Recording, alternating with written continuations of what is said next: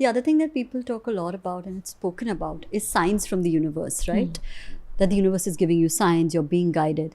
How does one recognize these signs and figure out whether this is the way or not?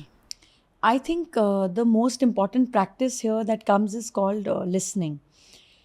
I've been a counselor over the years, and I used to talk a lot when I give my personal consultation to people, thinking that they are here for clarity and they're here to, seek some answers or guidance. And very soon I realized that people just come here to talk, and all you have to do is just be a good listener. In their conversation, the problem comes out, and you know exact words that they're repeating, exact sentences that they're repeating, and that's their pattern. Yeah. Similarly, is the way universe also talks. There is no way that you will get a written letter and you will have the whole pattern that this is what is going to happen to you. I was very young, you remember, watching Mahabharat as a serial on television. So in that, there is this image of Shiva used to come and say Bhavishyavani, Akashvani, and then whole voice used to. It doesn't happen like that. It is through people you receive messages. Through your sense organs, you see certain things, but you have to be very sensitive to understand that this is a message for you. How do you do that? Like in the morning, if you get up and you just ask a simple question that, how my today is going to be. Is there a special sign for me? Should I be waiting for something you want to communicate or tell me? And you can be talking to anybody. Could be your master, your guide, your guru, God, a tree, a river, a water body, a sea, doesn't matter. But some form of, a natural element or energy. And just put the question in your mind all the time, all the time.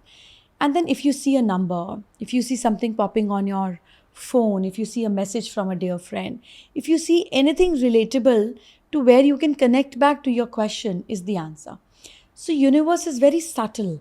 You know how a woman would give a little subtle impression to a man sitting out there that, look, I'm interested in you, I'm giving you a sign. But you can only get a sign if you're sensitive. If you're dumb, she can keep throwing papers at you and you'll never get a sign. Yeah.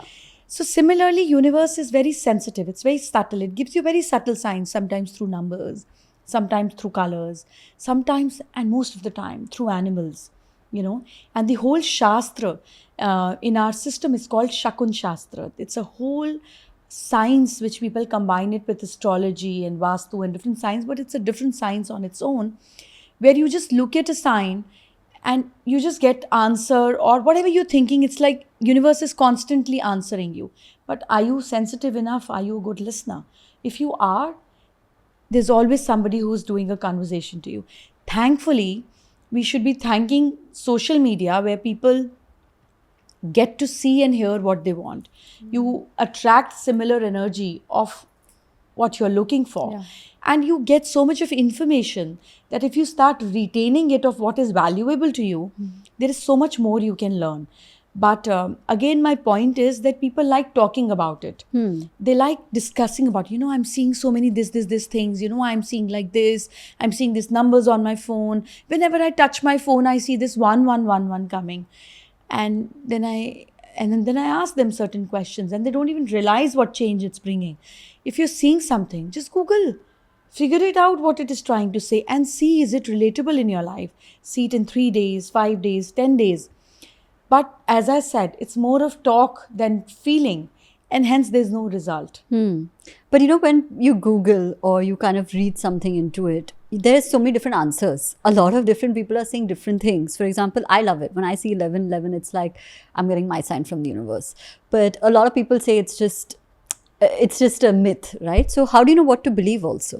So, our mind actually absorbs what we want and what is correct for us. Like, if I am ever Googling something, if I get a dream and I am not able to understand that why I had this part or this bit of it, I'll surely Google it immediately. There might be many answers, but instantly my instinct would tell me this is what is meant for me. It's like life is like a buffet, and so is Google. You go and you pick what you like, not what is just out there. Similarly, you pick up things what is correct for you. So, Google is also in a living way just like God. There's one temple, We all go, we all have different prayers. We can go together to a temple. You might have something else to say. I might have something else to share. You might ask, I might thank. I mean, it's just one God. He will give you what you want, He'll give me what I want. But we are all seeking different things. It's what you seek is what you receive. And so is with Google. I mean, your mind has to be aligned. Everything else is there to help you in life, not to distract you. Right.